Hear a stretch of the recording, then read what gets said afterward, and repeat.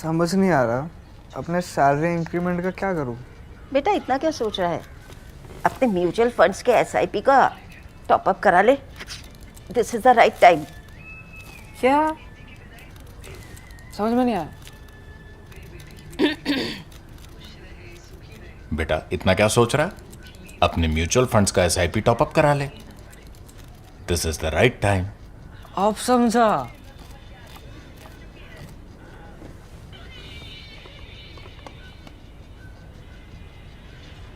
Mutual fund investments are subject to market risks.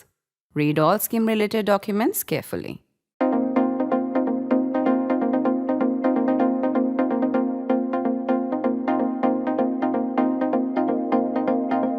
We understand that Operation Sindoor is formally still on. Borders are quiet, however.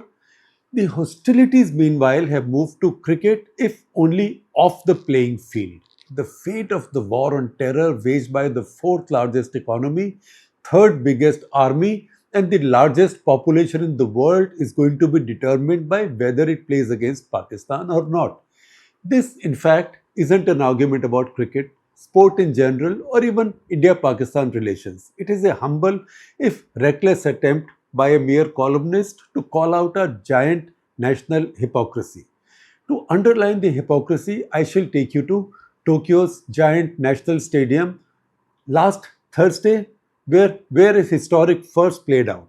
Four athletes from the subcontinent, two from India, one Pakistani, and a Sri Lankan among the 12 javelin throw finalists at the World Athletics Championship. Such a thing had never happened before. If you tracked all social media platforms through that day, and specifically in the short period when the throws were taking place, you would have found nothing trending on it. And definitely, you saw no outrage that Neeraj Chopra and Sachin Yadav were competing against a Pakistani, Arshad Nadeem. So, to understand the significance of this, here is some perspective. In the 130 years since modern Olympic Games began in Athens, 1896, the subcontinent, that is 2 billion people, or exactly one-fourth of the world, has won only 3 individual Olympic golds. That's not just 3, that's no typo. 2 of these were among the finalists in Tokyo last Thursday, Neeraj Chopra and Arshad Nadeem.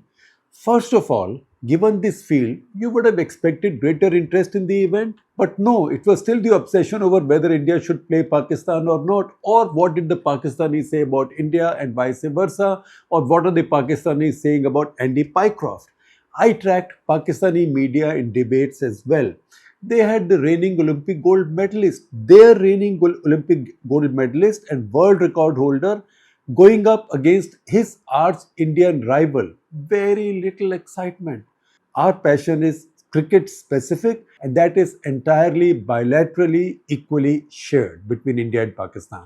In a way, I'd say this is a good thing, a relief that the internet news TV mob wasn't harassing Army JCO Chopra, Neeraj Chopra for competing against a Pakistani while the Pahalgam widows were still grieving. The differential emotional reaction to cricket and athletics comes only partly from our cricket obsession, and probably only a small part. The primary motive is simple old engagement farming. Where will I get more retweets, more likes, more shares, and so on? Cricket is so much better than an Olympic sport to build and sustain a 24/7 outrage. My most memorable is the many prominent people, especially journalists, posting pictures of Pahalgam victims, fathers conducting their sons' last rites, or their grieving widows, or their forlorn children, and asking, does playing cricket with Pakistan mean we brought them justice? My counter question to this, does not playing cricket with Pakistan and conceding victories to them just like that bring them a sense of justice? Didn't we use the combined and fearsome firepower of our Air Force, Army, and Navy to deliver just that just a few months back? Unless you also think, like the many nutty Pakistanis, that the wrecked Jaish and LET headquarters, a dozen Pakistani air bases, smoked out radars, all of them count for nothing. What can Indian cricket achieve for the war on terror which our armed forces haven't or would not should the need arise again? Our sporting passion is monotheistic, cricket being the only god. Just that in this case, the holy outrage isn't so much about winning as about playing or boycotting. If it was just social media, you would dismiss it as one of those juvenile trends, passing phases. The difference is this also dominates our TV debates. It grows more vicious and bitter with every primetime hour on both sides, with cuss words and straightforward communal slurs thrown in. Consider, for example, cricketer Mohammad Yusuf, formerly Yusuf Yohana, now in his Tablighi livery, pretending while giggling with a woman anchor to mispronounce, supposedly mispronounce Indian captain Surya Kumar Yadav's first name, Surya. I don't want to dignify it by repeating it here. Generally, such nastiness is a bilateral phenomenon. Many really smart people now share the position that playing cricket with Pakistan, even in an international tournament, is politically, strategically, and most importantly, morally all wrong. They want India to either boycott tournaments or concede the matches against Pakistan. It is a poor appreciation of a competitive sport. It is bad enough that India is the victim of terror. Should it then concede a walkover to Pakistan in all international contests because it's a victim of Pakistan's terror?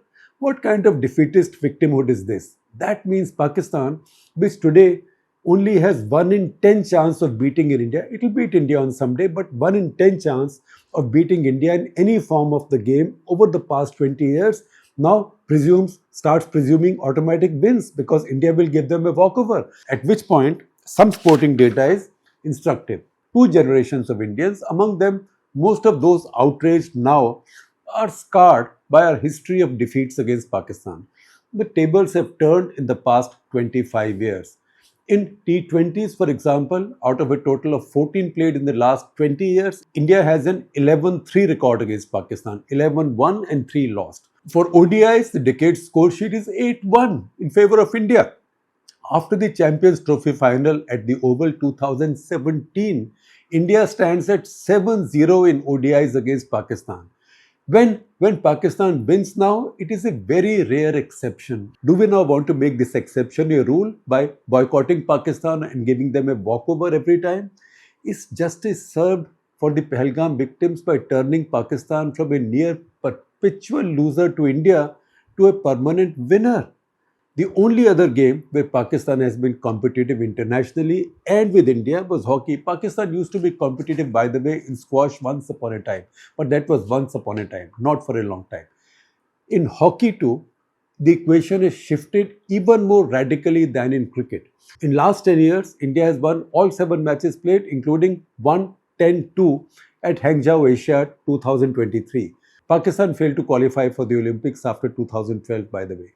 Just last month, the Pakistanis opted to stay out of the Asia Cup at Rajgir in Bihar, where the winner was assured automatic qualification for the next World Cup. India won that qualification and the Asia Cup. The Indian Hockey Federation faced no social media pressure, no boycotts, no influencer shoutrage or TV commando raids for not disinviting Pakistan. Only idiots will concede games to Pakistan and start gifting them wins. Truth to tell, it would have been tempting for a government, particularly Modi government, which positions itself on the hard nationalist right, to concede to its base. That my base demands that we boycott Pakistan, we will not pay Pakistan. You could also argue, the government also, if they chose to go with the ban, they could also argue that the ban is only for now because the Pahalgam wound is so fresh.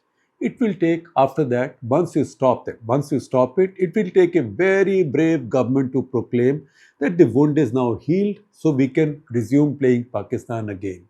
We need to appreciate the fact that the Modi government has been wiser than its own base. India is now the captain of the world cricket, and its hold over hockey, especially with the return of a Hockey India League, is growing. Soon enough, it's going to be the captain of world hockey as well. Economics will be much smaller, but whatever economics is there will come out of India. It cannot drag bilateral issues into multilateral sport. Almost every other ICC chief will now be Indian. I didn't say every, but I said almost every other ICC chief will now be Indian. That ICC chief, Indian ICC chief, will have to deal with the rest of the cricketing world. Jay Shah and Rajiv Shukla now have to interact with Pakistan Cricket Board and Asian Cricket Council chief and Pakistani Interior Minister Mohsin Raza Naqvi. Anurag Thakur, former BCCI chief, can be seen in Dubai chatting with Shahid Afridi. Real world imperatives have to be accepted. The Prime Minister, after all, could not have opted out of the SCO, Shanghai Cooperation Organization group photo in Tianjin, just because Shehbaz Sharif was there. Past boycotts or bans are no precedent. Indira Gandhi's India conceded the Davis Cup final to South Africa in 1974 because of apartheid. It was the principal reason, but that was our best chance of winning the Davis Cup. In 1988, Rajiv Gandhi's government conceded the relegation round to Israel because of Intifada killings. What happened as a result was that Israel was spared relegation. We were relegated to the next level, lower level of the league. They were tit-for-tat boycotts of Moscow 1980 and Los Angeles 1984 Olympics by the American and Soviet blocs. The Americans and the Western powers led the first boycott by 64 countries in Moscow in protest against the invasion of Afghanistan. The Soviets and their bloc then responded in 1984 by boycotting LA. That's the reason we said this is tit for tat. The Russians were banned at Paris 2024 over their invasion of Ukraine. These were all multinational actions. Unilateral boycotts now would damage Indian cricket and gift victories to Pakistan. Worse, we'll be acting like the softer state, not like the harder state, like the softer, whinier state. We don't need this after proclaiming a new normal with Operation Sindoor and putting the military center stage. Indian cricket is no warrior in the battle.